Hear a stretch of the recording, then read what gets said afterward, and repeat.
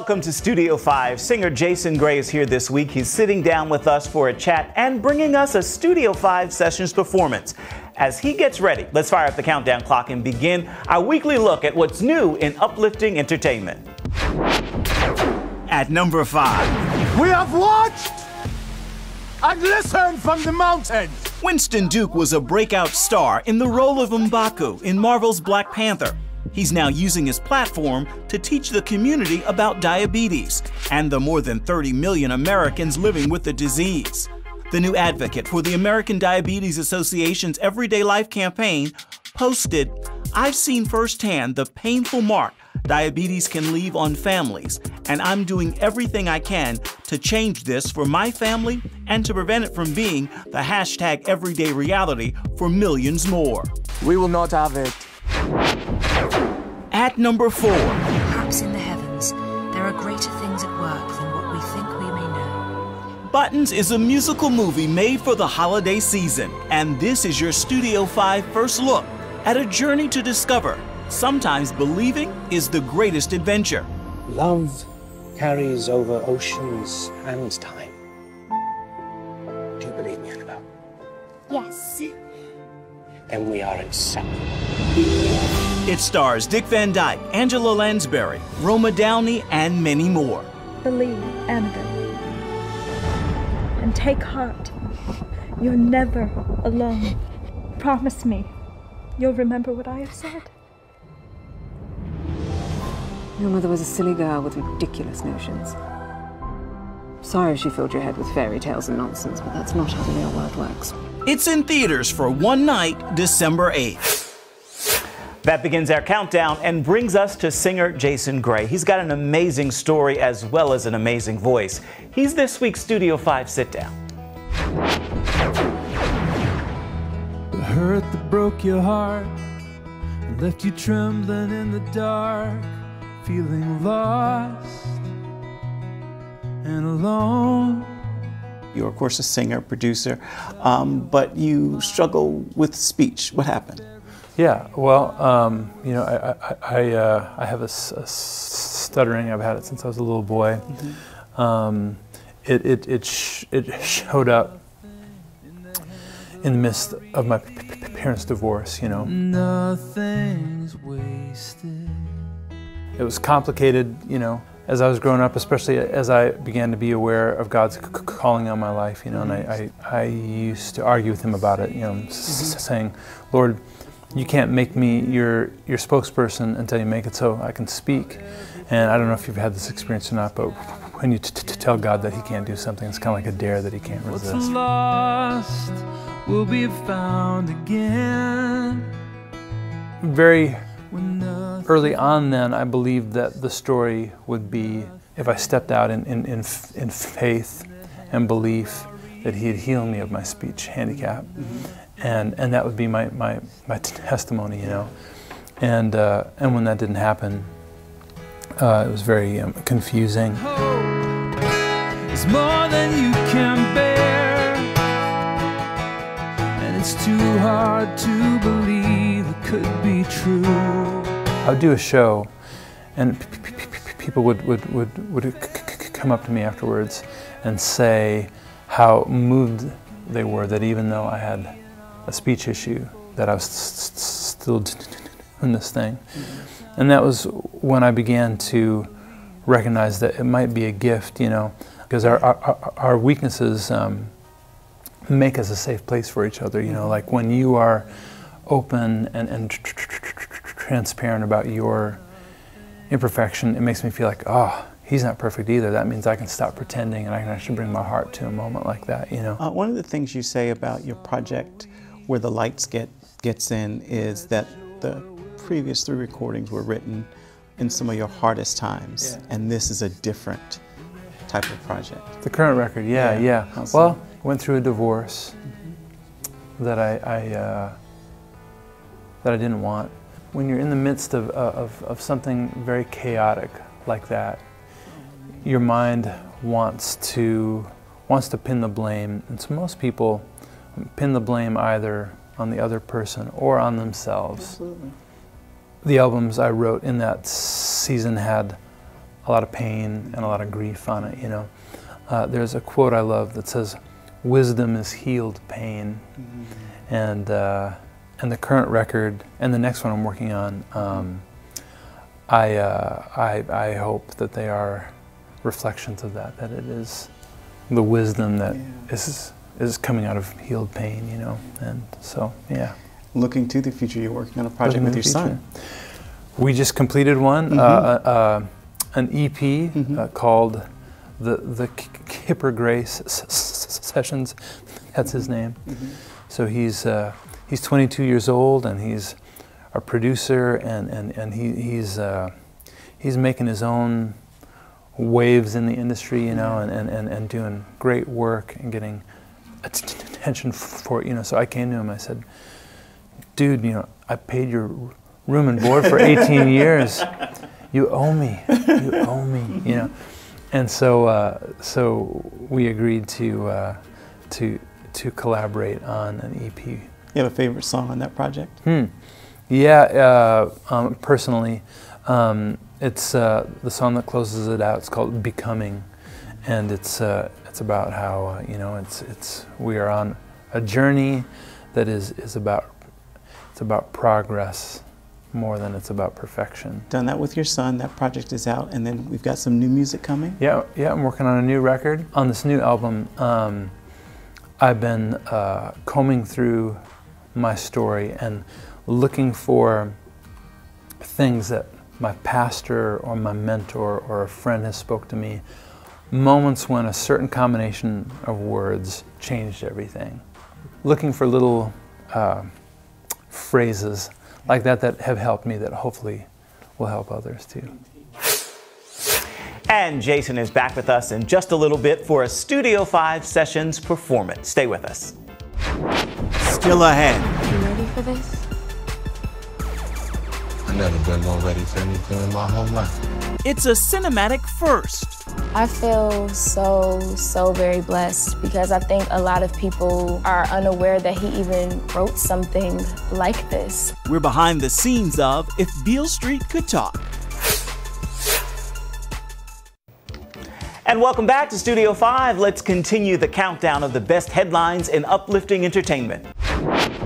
At number 3. Everything the light touches. Disney's live-action version of The Lion King stars Beyoncé, Seth Rogen, Donald Glover, Chiwetel Ejiofor, and many more. And here's a sneak peek from the studio. But a king's time as ruler rises and falls like the sun. One day, the sun will set on my time here. It's in theaters summer 2019. Remember. At number 2.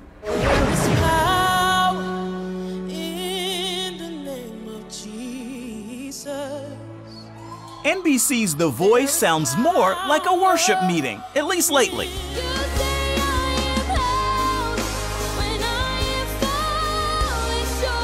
From this Reagan Strange take on Lauren Daigle's You Say to 13-year-old Kennedy Holmes.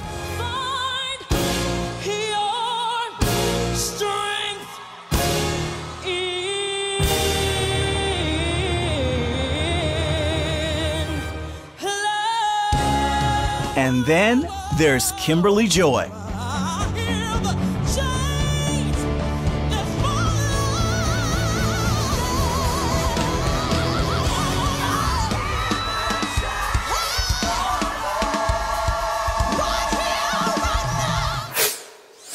That leaves only one more headline in this week's countdown. We'll get to that in just a moment. If Beale Street Could Talk is a romantic drama. It's written and directed by Barry Jenkins and based on a novel of the same name. Here's your Studio 5 first look. There's a mistake. Moonlight, you guys won Best Picture. Moonlight won. Come on, this is not a joke. It's an unforgettable Oscar win. Very clearly, even in my dreams, this could not be true. For director Barry Jenkins, who took home the award for Best Picture that night in 2017. There was a time when I thought this movie was impossible. Jenkins now embarks on another cinematic first, bringing the first ever James Baldwin novel to the big screen, If Beale Street Could Talk. You ready for this? I've never been more ready for anything in my whole life. Part of Baldwin's power is his reach.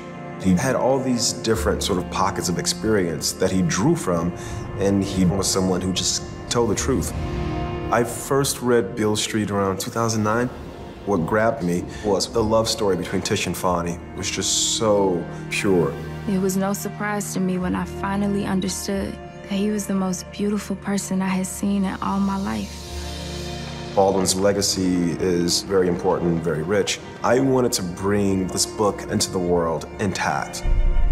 How you gonna sit here and act like can't nothing be done? These are our children, and we gotta set them free.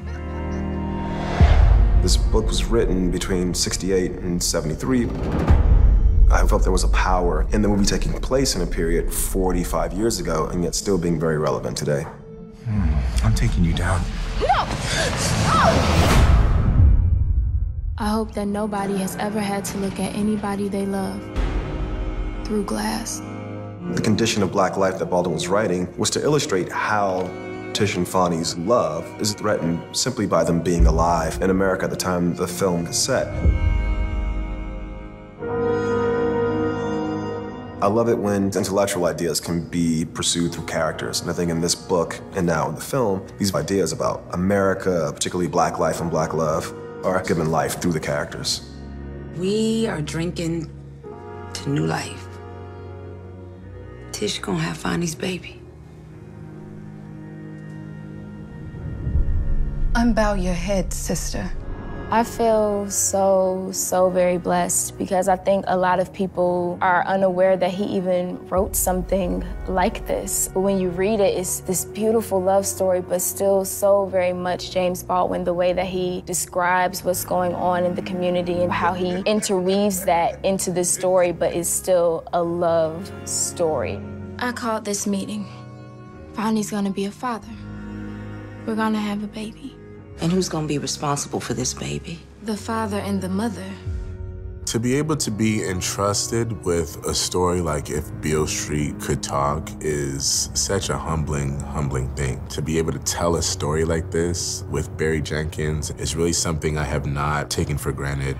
I got two things in my life, man. I got my wedding stone, and I got Tish. Goddamn, I'm lost.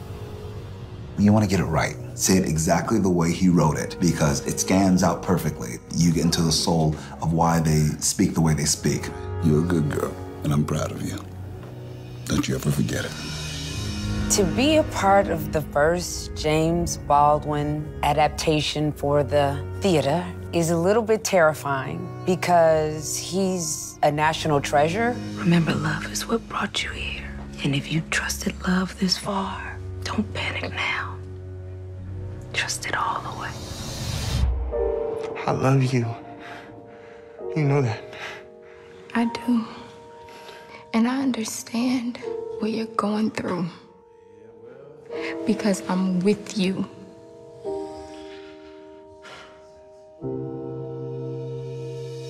What I love about the process of making this film is, from the cast, the department heads, the producers, everybody, we had the same shared love for Baldwin, that we used the source material as his bedrock, and that writing is always eloquent, you know, and is always lush. The things that tormented me the most were the very things that connected me with all the people who were alive.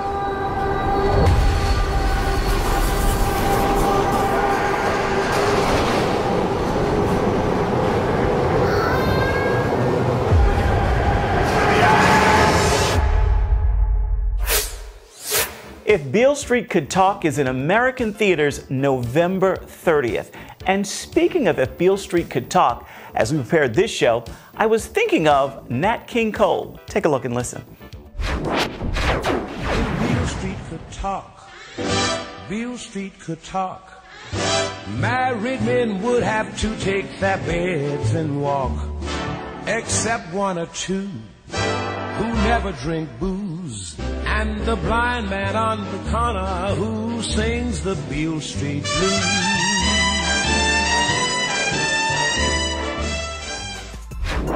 And still to come, you know the voice. I know somehow. Jason Gray now sets up for a Studio 5 Sessions performance. And welcome back to Studio 5. We have made it to the final headline in this week's countdown of the best in uplifting entertainment. At number 1. That's Duck Dynasty's Sadie Robertson, helping to bring the pages of World Vision's annual gift catalog to life in New York City. And this is for women in the U.S. who are coming out of really hard situations. At this pop-up shop inside Bryant Park's iconic Winter Village, we caught up with her, encouraging her many fans to give back and support the work of the humanitarian organization. What makes you want to be a part of this? Oh man, I love it. World Vision is so great because, you know, there's so many organizations out there, but this one gives to over 100 countries, and including this one, and also it's like across the board. I mean, they don't just sponsor children, they give animals, they give water, they do it all. And so for me to be here and people in America to actually get to see what they do, I mean, that's awesome. That wraps this week's countdown. We now turn our attention back to Jason Gray. He's standing by for this Studio 5 Sessions performance.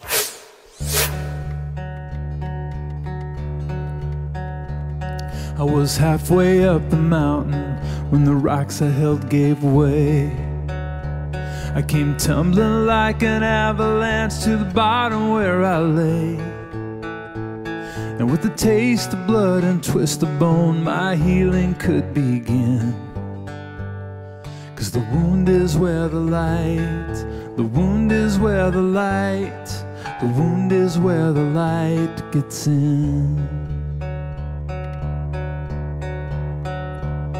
I've stood there like a hostage with a knife held to my vein, captive to the poison that I took to numb the pain. 'Cause everybody wishes they were born with thicker skin. But the wound is where the light, the wound is where the light, the wound is where the light gets in. It's tricky how the heart works when the breakups and the big jerks make us never want to hurt that way again. Maybe I'm naive, but in every scar I see the place where love is trying to break in. 'Cause the wound is where the light gets in.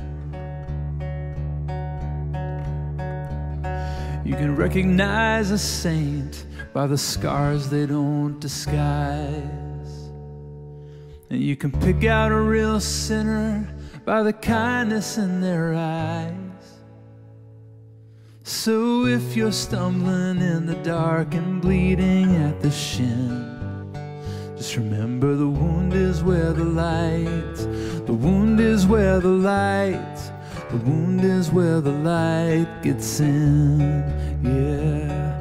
The wound is where the light, the wound is where the light, the wound is where the light gets in. What a voice. You can get more from Jason Gray wherever you purchase your music. And still to come. Sending up prayers for Oprah during this time of loss. And welcome back to Studio 5. Time now for this edition of the Studio 5 Snapshot.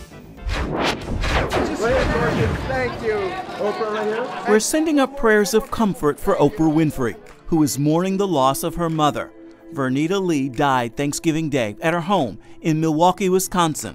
She was 83. And these Winfrey family photos are this week's Studio 5 Snapshot. And with that snapshot, we are almost out of time for this episode, so let's look ahead right now to next week.